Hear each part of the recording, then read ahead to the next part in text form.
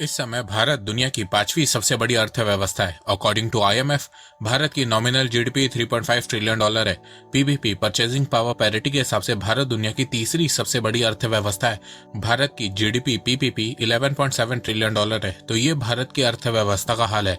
कई एक्सपर्ट्स का मानना है कि आने वाले 10 साल में भारत बहुत तेजी से ग्रो करने वाला है और दुनिया की तीसरी सबसे बड़ी अर्थव्यवस्था बनने वाला है। तो भारत की अर्थव्यवस्था में कौन से वो टॉप 10 स्टेट्स सबसे ज्यादा कंट्रीब्यूट करने वाले हैं, आइए जानते हैं। तो नमस्कार दोस्तों, स्वागत करते हैं आपका चार्जिंग पॉइंट हिंदी में। दोस्तों, आज के इस वीडियो में हम जानेंगे भारत के उन 10 स्टेट्स के बारे में जो भारत को $10 ट्रिलियन इकोनॉमी बनने में सबसे ज्यादा हेल्प करने वाले हैं। तो जानने के लिए जुड़े रहिए आप इस वीडियो के साथ। महाराष्ट्र भारत का इंडस्ट्रियल और फाइनेंशियल स्टेट है। महाराष्ट्र के पास मुंबई और पुणे जैसी सिटीज हैं। मुंबई को भारत का फाइनेंशियल कैपिटल कहा जाता है। मुंबई में आपको सभी बड़ी बड़ी कंपनीज, बैंक्स, फाइनेंशियल सर्विसेज के हेड ऑफिस मिल जाएंगे। मैन्युफैक्चरिंग यूनिट भी देखने को मिल जाएगी। पुणे को महाराष्ट्र का एजुकेशनल हब कहा जाता है। इसके अलावा पुणे में आपको बड़ी बड़ी IT कंपनीज के ऑफिस भी देखने को मिल जाएंगे। महाराष्ट्र की जीडीपी $430 बिलियन है और पिछले 5 सालों में महाराष्ट्र की ग्रोथ रेट 8.4% रही है। फाइनेंशियल ईयर 2021 में महाराष्ट्र ने $58.41 बिलियन का एक्सपोर्ट किया था।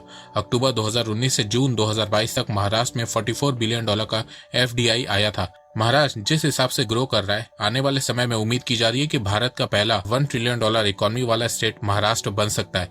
महाराष्ट्र के पास सब कुछ है। रिसोर्सेज है, एग्रीकल्चर है, इंडस्ट्रीज है, IT सेक्टर है, स्किल्ड लेबर फोर्स है, टूरिज्म है। इसके अलावा महाराष्ट्र के पास 16 एयरपोर्ट है, 2 मेजर और 48 माइनर पोर्ट्स हैं। भारत का largest port JNPT port Maharashtra में, जो उसे एक्सपोर्ट के लिए वेल कनेक्टेड बनाता है। तो भारत को $10 ट्रिलियन इकोनॉमी बनने में महाराष्ट्र बहुत सपोर्ट देने वाला है। कर्नाटका को knowledge capital of India, IT hub of India, innovation and startup hub of India कहा जाता है। वर्ल्ड का 4th largest technology cluster Karnataka में। बेंगलुरु में आपको 400 से ज्यादा ग्लोबल R&D सेंटर और 4000 से ज्यादा स्टार्टअप देखने को मिल जाएंगे। कर्नाटका की जीडीपी $243 बिलियन है और पिछले 5 सालों में कर्नाटका की ग्रोथ रेट 8.7% रही है।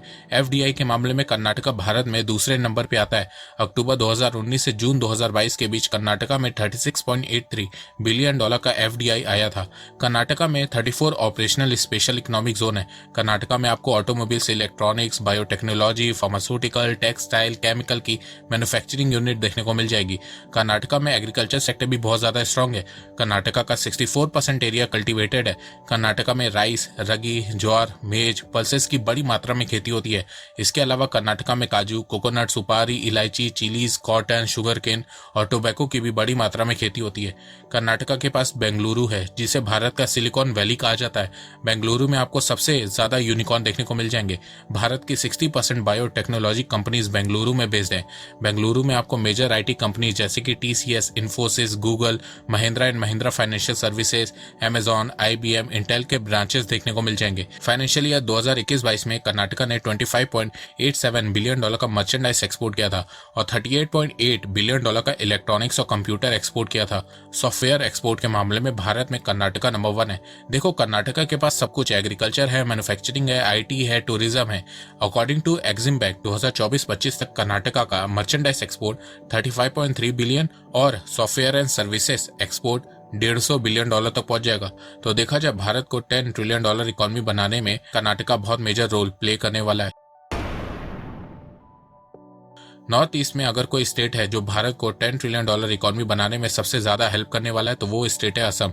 असम को टी, सिल्क और बायोडाइवर्सिटी के लिए जाना जाता है। देश का 50% टी प्रोडक्शन असम में होता है। असम की जीडीपी $57 बिलियन है और पिछले 7 सालों में असम 11.2% से ग्रो कर रहा है। फाइनेंशियल ईयर 2021 में असम ने $415 मिलियन का एक्सपोर्ट किया था। असम टी, पेट्रोलियम प्रोडक्ट को सबसे ज्यादा एक्सपोर्ट करता है। देखो, असम में बहुत पोटेंशियल है। असम के पास बहुत ही अच्छी फर्टाइल लैंड है और अब असम की स्टेट गवर्नमेंट असम में एग्रीकल्चर सेक्टर को बूस्ट करने में लगी हुई है। इसके अलावा असम में पेट्रोलियम और नेचुरल गैस भी है। साथ में कई सारे मिनरल्स जैसे कि ग्रेनाइट, लाइमस्टोन भी है, जो आने वाले समय में असम को ग्रो करने में हेल्प करेंगे। इसके अलावा असम में घूमने की कई जगह हैं। असम में 5 नेशनल पार्क्स हैं, 18 वाइल्ड लाइफ सेंचुरीज हैं। असम की गवर्नमेंट असम के टूरिज्म को बूस्ट करने में लगी हुई है, जिससे असम का रेवेन्यू बढ़ सके। अगर भारत सरकार असम में फोकस करे तो भारत का ट्रेड और एक्सपोर्ट्स को बढ़ाने में असम बहुत क्रिटिकल रोल प्ले कर सकता है, क्योंकि असम बांग्लादेश और म्यांमार दोनों से वेल कनेक्टेड है। इसके अलावा असम भारत के नॉर्थ ईस्ट का गेटवे है। सिक्योरिटी पर्पस के लिए भी असम भारत के लिए बहुत इंपॉर्टेंट है। 2023 में 20 लाख से ज्यादा लोग भारत में रहते हैं। उत्तर प्रदेश भारत का सबसे ज्यादा आबादी वाला राज्य है, पर डेवलपमेंट के मामले में बहुत पिछला राज्य है। पिछले 70 सालों से यूपी को करप्शन, क्राइम, कास्ट, इनइक्वालिटीज के नाम से जाना जाता है, पर पिछले 5-6 सालों में यूपी ने अपना पोटेंशियल पूरे देश को दिखाया है। उत्तर प्रदेश की जीडीपी $248 बिलियन है। पिछले 5 सालों में यूपी की ग्रोथ रेट 8.4% रही है। पर कैपिटा इनकम यूपी की पिछले 5 सालों में डबल हुई है। 2017 में यूपी की पर कैपिटा 42,000 रुपए थी, वहीं 2021 में यूपी की पर कैपिटा इनकम बढ़ के 94,000 रुपए हो गई है। According to NITI Aayog multi dimensional poverty index की रिपोर्ट के अनुसार 2017 में यूपी में पॉवर्टी रेट 37.79% थी, वहीं 2021 में यूपी की पॉवर्टी रेट गिर के 26.4% पे आ गई है। फाइनेंशियल ईयर 2022 में यूपी ने लगभग $21 बिलियन का मर्चेंडाइज एक्सपोर्ट किया था।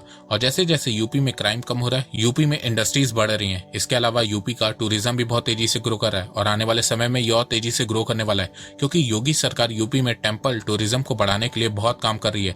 वाराणसी, अयोध्या, प्रयागराज, मथुरा, ये सब टेम्पल टूरिज्म के लिए बहुत फेमस है। इसके अलावा यूपी के पास नोएडा है, जहाँ पे मेजर IT कंपनीज के ऑफिसेज हैं। कई कंपनीज के मैन्युफैक्चरिंग प्लांट है। एशिया का सबसे बड़ा सैमसंग का मैन्युफैक्चरिंग प्लांट नोएडा में है। इसके अलावा पिछले 5-6 सालों में यूपी में इंफ्रास्ट्रक्चर भी बहुत स्ट्रांग हुआ है। यूपी भारत के 9 अदर स्टेट से 48 नेशनल हाईवे के थ्रू वेल कनेक्टेड है। इसके अलावा यूपी का बॉर्डर नेपाल से भी वेल कनेक्टेड है। इसके अलावा पिछले 5 सालों में यूपी भारत का one of the most investor friendly state बन गया है। ईज ऑफ डूइंग बिजनेस में यूपी की रैंक 2nd है। यूपी के पास लार्ज चीप लेबर फोर्स है, साथ में बहुत सारी जगह भी खाली पड़ी है जहाँ पे इंडस्ट्रीज लगाई जा सकती हैं। तो यूपी में मैन्युफैक्चरिंग को बढ़ाने के लिए 2020 में यूपी गवर्नमेंट ने न्यू इलेक्ट्रॉनिक मैन्युफैक्चरिंग पॉलिसी 2020 और यूपी स्टार्टअप पॉलिसी 2020 इंट्रोड्यूस की थी, जिससे यूपी में लोकल मैन्युफैक्चरिंग और न्यू स्टार्टअप ओपन हो सके। इसके अलावा यूपी में सबसे ज्यादा लोग एग्रीकल्चर सेक्टर से जुड़े हुए हैं। यूपी एग्रीकल्चर के मामले में नंबर 1 है। कई फूड ग्रेन्स, फ्रूट, वेजिटेबल का यूपी लार्जेस्ट प्रोड्यूसर है। तो यूपी में एग्रीकल्चर सेक्टर को बढ़ाने के लिए योगी सरकार न्यू टेक्नोलॉजी को इंट्रोड्यूस कर रही है, जिससे प्रोडक्टिविटी को इंक्रीज किया जा सके और साथ में यूपी का एग्रीकल्चर एक्सपोर्ट भी बढ़ सके। एग्रीकल्चर के अलावा यूपी गवर्नमेंट टेक्सटाइल सेक्टर पे भी बहुत काम कर रही है। यूपी टेक्सटाइल में भी बहुत अच्छा है। कई मेजर टेक्सटाइल इंडस्ट्री आपको बनारस, प्रयागराज, कानपुर, लखनऊ में भी देखने को मिलेगी। तो देखा जाए जैसे जैसे फ्यूचर में यूपी ग्रो करेगा, भारत भी तेजी से $10 ट्रिलियन की इकोनॉमी बनेगा। मध्य प्रदेश के पास फ्यूल, मिनरल्स, कोल और प्रीशियस स्टोन्स का भंडार है। एमपी भारत का इकलौता डायमंड प्रोड्यूसिंग स्टेट है। एमपी में 300 फार्मास्यूटिकल और 30 ऑटो कंपोनेंट्स की यूनिट्स हैं। एमपी की जीडीपी $150 बिलियन और पिछले 5 सालों की एवरेज ग्रोथ रेट 11.3% है। मध्य प्रदेश एक सोया हुआ शेर है, पर जिस दिन मध्य प्रदेश जागा वो बहुत तेजी से भागेगा। ऐसा इसलिए क्योंकि मध्य प्रदेश आज भी एक एग्रीकल्चर स्टेट है, पर मध्य प्रदेश में मैन्युफैक्चरिंग को बूस्ट देने के लिए बहुत सारे स्पेशल इकोनॉमिक जोन बनाए जा रहे हैं और इससे धीरे धीरे मध्य प्रदेश में मैन्युफैक्चरिंग बढ़ भी रही है। गुजरात भारत का one of the most industrial developed state है। गुजरात में 46 पोर्ट्स हैं और 18 एयरपोर्ट्स हैं जो उसकी कनेक्टिविटी को स्ट्रांग बनाते हैं। गुजरात के पास 25 स्पेशल इकोनॉमिक जोन है। गुजरात में आपको chemical, petrochemical, dairy, drugs and pharmaceutical, cement and ceramics, gems and jewellery, textile and engineering की मैन्युफैक्चरिंग यूनिट देखने को मिल जाएगी। Gujarat world's largest process diamond का प्रोड्यूसर है। वर्ल्ड का 72% प्रोसेस डायमंड अकेले गुजरात प्रोड्यूस करता है और भारत का 80% डायमंड एक्सपोर्ट अकेले गुजरात करता है। गुजरात के सूरत को डायमंड कैपिटल ऑफ इंडिया कहा जाता है। गुजरात फार्मास्यूटिकल के मामले में भी बहुत आगे है। इंडिया का 28 से 30% फार्मा एक्सपोर्ट गुजरात से होता है। इसके अलावा गुजरात एक्सपोर्ट में भी नंबर 1 है। भारत का 25% एक्सपोर्ट अकेले गुजरात करता है। फाइनेंशियल ईयर 2022 में गुजरात ने $126.8 बिलियन का एक्सपोर्ट किया था। तो देखा जाए गुजरात भारत को हमेशा की तरह फुल सपोर्ट देने वाला है और भारत को $10 ट्रिलियन इकोनॉमी बनाने में बहुत हेल्प करने वाला है। आंध्र प्रदेश के पास well developed social, physical and industrial infrastructure है।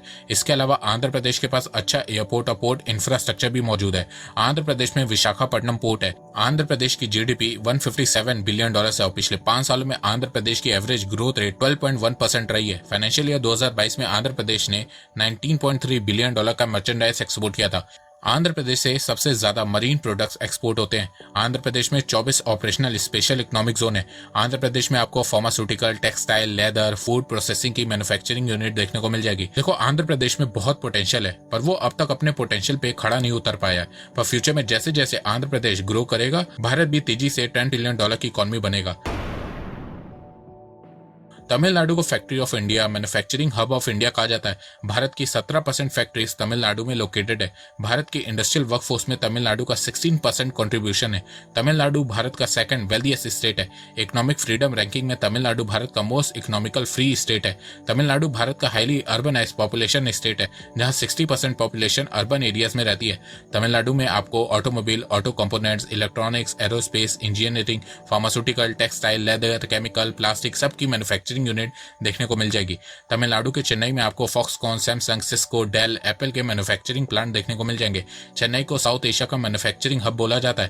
मैन्युफैक्चरिंग सेक्टर के अलावा तमिलनाडु आईटी सर्विसेज में भी बहुत अच्छा है। तमिलनाडु की जीडीपी $320 बिलियन है। पिछले 5 सालों में तमिलनाडु की एवरेज ग्रोथ रेट 11.2% रही है। 2021-22 में तमिलनाडु ने $25 बिलियन का मर्चेंडाइज एक्सपोर्ट किया था और $24 बिलियन का आईटी एक्सपोर्ट किया था। इसके अलावा तमिलनाडु टूरिज्म में भी बहुत अच्छा है। भारत में सबसे ज्यादा डोमेस्टिक टूरिस्ट तमिलनाडु जाते हैं, क्योंकि तमिलनाडु में आपको बहुत पुराने पुराने मंदिर देखने को मिल जाएंगे।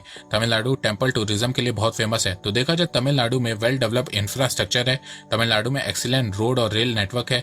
3 मेजर पोर्ट हैं, 15 माइनर पोर्ट हैं, 8 एयरपोर्ट हैं। तमिलनाडु के पास highly qualified, skilled, discipline, productivity oriented, English speaking human force है। इसके अलावा तमिलनाडु में भारत का डिफेंस कॉरिडोर भी बन रहा है। तो देखा जाए तमिलनाडु भारत को $10 ट्रिलियन इकोनॉमी बनने में बहुत सपोर्ट करने वाला है। 2014 में आंध्र प्रदेश से अलग होकर तेलंगाना फॉर्म हुआ था, पर उसके बावजूद तेलंगाना में बहुत पोटेंशियल है, क्योंकि तेलंगाना के पास पहले से ही वेल रेडीमेड इंफ्रास्ट्रक्चर मौजूद है। हैदराबाद इसकी कैपिटल है और हैदराबाद को आईटी कैपिटल कहा जाता है। फाइनेंशियल ईयर 2022 में हैदराबाद ने $23 बिलियन का आईटी एक्सपोर्ट किया था। तेलंगाना की जीडीपी $167 बिलियन है और पिछले 5 सालों की एवरेज ग्रोथ रेट 12.3% रही है। तेलंगाना टूरिज्म के लिए भी बहुत फेमस है। तेलंगाना में 477 टूरिस्ट डेस्टिनेशन है। तो देखा जाए फ्यूचर में तेलंगाना भारत को $10 ट्रिलियन इकोनॉमी बनाने में बहुत हेल्प करने वाला है। अब तक मैंने आपको 9 स्टेट के बारे में बताया है। लास्ट में मैं एक यूनियन टेरिटरी को ऐड करूंगा, क्योंकि इस यूटी की इंपॉर्टेंस भारत की ग्रोथ में बहुत ज्यादा है, और इस यूटी का नाम है जम्मू कश्मीर। हिमालय की गोद में बसा जम्मू कश्मीर अपनी नेचुरल ब्यूटी के लिए दुनिया भर में बहुत मशहूर है। आपने ये सुना ही होगा कि अगर धरती पर कहीं स्वर्ग है तो वो यही है। देखा जाए तो जम्मू कश्मीर के पास सब कुछ है। नेचुरल एनवायरनमेंट है, ब्यूटीफुल प्लेसेस है, एग्रीकल्चर है, वर्ल्ड की टॉप टूरिस्ट डेस्टिनेशन बनने के लिए सब कुछ है। पर आर्टिकल 370 के चलते जम्मू कश्मीर ग्रो नहीं कर पा रहा था। पर जब से आर्टिकल 370 स्क्रैप हुआ है, तब से जम्मू कश्मीर तेजी से ग्रो कर रहा है। 2021-22 में जम्मू कश्मीर की ग्रोथ रेट 14.6% थी। 2022 में जम्मू कश्मीर में 1.8 करोड़ टूरिस्ट आए थे, जिसमें से 26.73 लाख टूरिस्ट कश्मीर वैली गए थे, जो पिछले 30 सालों में सबसे ज्यादा है। इसके अलावा 2023 में जम्मू कश्मीर का टूरिस्ट फुटफॉल 10 से 15% और इंक्रीज होने वाला है, क्योंकि भारत सरकार ने जम्मू कश्मीर में 75 न्यू टूरिस्ट डेस्टिनेशन ओपन किए।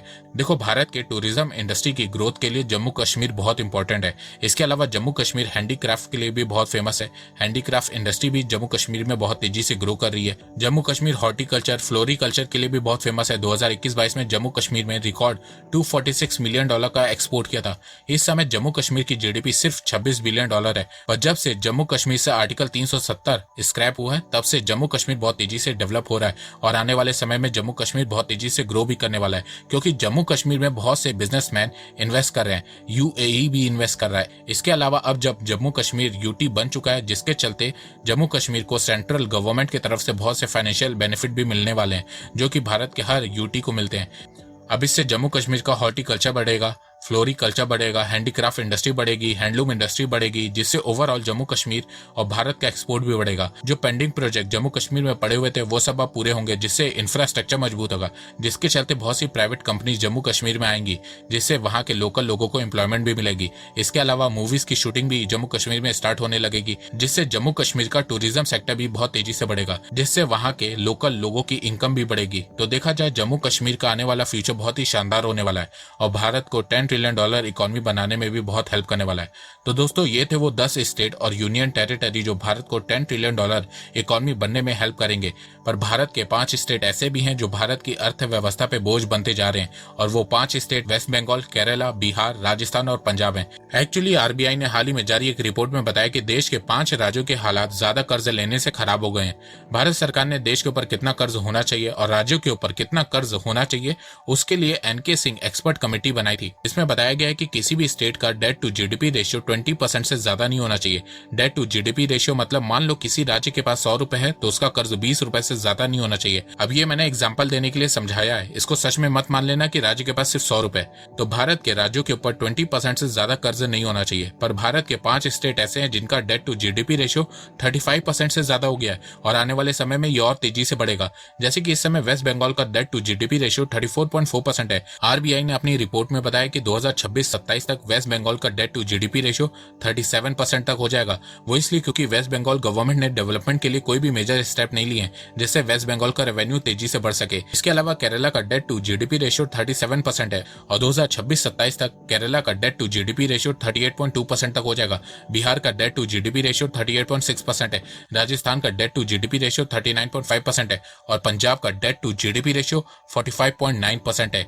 आरबीआई की गाइडलाइन से 2 गुना कर्ज पंजाब पे है। आरबीआई ने अपनी रिपोर्ट में बताया कि इन 5 राज्यों का कर्ज बढ़ने की मेन वजह लो कैपिटल एक्सपेंडिचर है। इन 5 राज्यों की सरकार अपने बजट का 90% हिस्सा सैलरीज, पेंशन, सब्सिडीज और इंटरेस्ट ऑन लोन में खर्च करती है। राज्य के डेवलपमेंट में सिर्फ 10% खर्च करती है, जिसके चलते इन राज्यों में अर्निंग सोर्सेज ज्यादा तेजी से नहीं बढ़ पाती है और नेक्स्ट ईयर इन्हें बजट के लिए और ज्यादा कर्ज लेना पड़ता है। इसके अलावा इन राज्यों में सरकारें खूब फ्रीबीज भी देती हैं, जिसके चलते इन राज्यों का कर्ज बढ़ता जा रहा है। इन राज्यों में सरकारें बिजली से लेकर पानी पे सब्सिडीज देने का वादा करती हैं, ट्रांसपोर्टेशन में सब्सिडीज देने का वादा करती हैं और इससे स्टेट का कर्ज बढ़ता जाता है। अब आप लोग जानना चाहोगे कि इन राज्यों का कर्ज कैसे कम होगा, तो आरबीआई ने अपनी रिपोर्ट में कहा है कि देश के सभी राज्यों को कम से कम अपने बजट का 1/3 हिस्सा डेवलपमेंट और न्यू इंफ्रास्ट्रक्चर में खर्च करना होगा। आरबीआई ने बताया कि राज्यों को डेट ट्रैप से निकलने के लिए अर्निंग सोर्सेस को बढ़ाना होगा। राज्यों को infrastructure, educational institutions, health facilities में इन्वेस्ट करना होगा। इसके अलावा आरबीआई ने बताया कि राज्य का कर्ज कम करने के लिए राज्य सरकारों को फ्रीबीज को कम करना होगा, सिर्फ जरूरतमंद को ही सब्सिडीज देना होगा। इलेक्शन जीतने के लिए ऊट पटांग वादों से बचना होगा, तभी राज्यों का कर्ज कम होगा और फिर ये राज्य भारत की अर्थव्यवस्था में और ज्यादा योगदान दे पाएंगे। तो दोस्तों, मुझे लगता है कि अब आपको सब समझ में आ गया होगा। तो अगर आपको ये वीडियो पसंद आए तो आप इस वीडियो को लाइक कीजिए और अब आप मुझे सपोर्ट भी कर सकते हैं पेट्रियन और यूट्यूब में ज्वाइन बटन के थ्रू। एक बात मैं कहना चाहता हूँ, आप जितनी मेरी वीडियोस को शेयर करेंगे उतनी ही रीच मेरी बढ़ेगी और उतने ही लोग मेरे से जुड़ेंगे। तो वीडियो को शेयर करना, चैनल को सब्सक्राइब करना बिल्कुल भी मत भूलिएगा। मैं ऐसे ही एजुकेशनल वीडियोस लाता रहूंगा आप लोगों के लिए। तो अभी तक के लिए बस इतना ही। धन्यवाद। जय हिंद, जय भारत।